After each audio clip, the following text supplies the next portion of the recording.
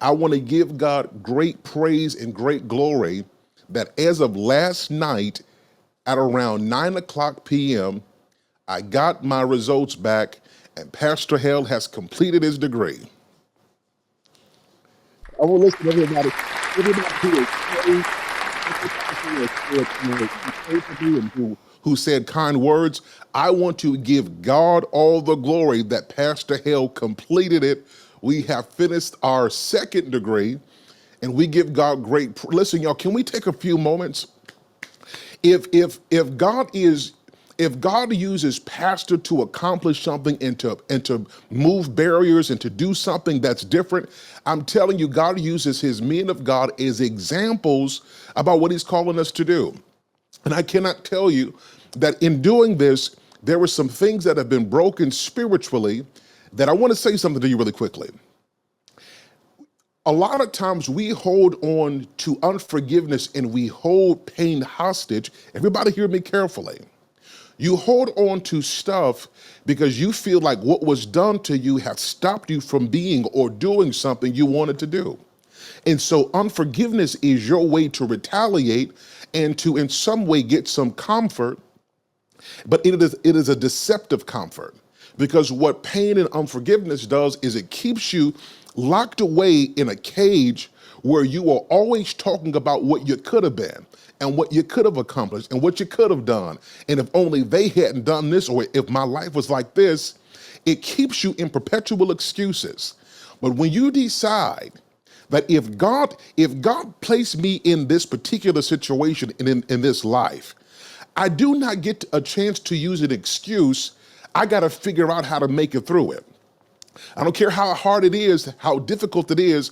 I've got to do whatever I've got to do with the cards that I've been dealt, and I've got to give God glory. For everybody in here who has dreams locked up, who has vision locked up, and you feel like you can't do it because you don't got the support, or you don't have the intelligence, or you don't have the resources, or you don't have the looks, I am telling you, we are not allowing you to use excuses not to be what God's called you to be just because it's difficult right now. I'm gonna pause here. I'm gonna say this one more time for you. I wanna make sure that the people in the back get this. We here at One Gen, we will not tolerate, we will not accept you not being what God called you to be just because your life is hard. I empathize with you. I understand you've gone through some things.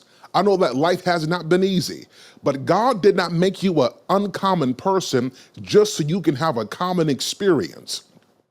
Okay, Lady Yande, are you with me this morning? Lady Hale, are you with me this morning? Mr. He said, are you hearing me? God did not make you an uncommon person just for you to accept common situations.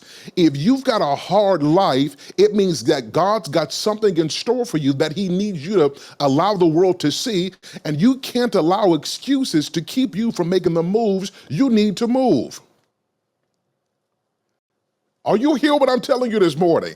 I don't care, listen, I don't care how old you are. I don't care what your ethnicity is, what your race is. When God has something in you, you will know the power of what's in you based on what you have to suffer through. When you go through great adversity, it means that there is something great in you. What you go through is oftentimes the prophecy about what is in you.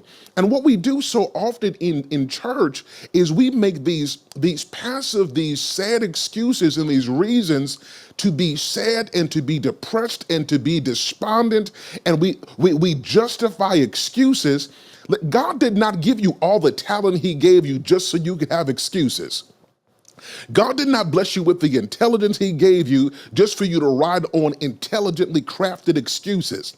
You don't get to excuse yourself because life is hard. You have to work through it because greater is he that is in you than he that is of the world. You don't get to make excuses, and we won't accept it. Can you take a few moments and add somebody and say, I'm not accepting your excuses. I won't accept it. I won't tolerate it. You got too much greatness locked up in you. God's got too much in store for you. Listen, I'll hear that from somebody else. I'm going to empathize. I'm going to listen. I'm going to understand. I love you. I get you and all that.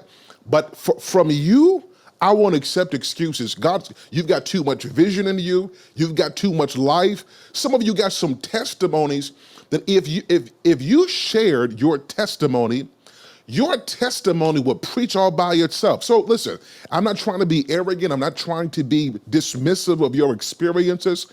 I'm simply telling you that when it comes to you and all that God's pulled you through, and the fact that you could have been a statistic, the fact that y'all still married, the fact that your kids are blessed, the fact that you were still alive and you were gangbanging and could have been taken up, the fact that you were still here, you do not get to make excuses for not being what God called you to be. I won't accept it. Take that somewhere else. But over here, we're going to hold you accountable because God placed something in you and we needed to come out so that you can be the blessing to us that God called you to be.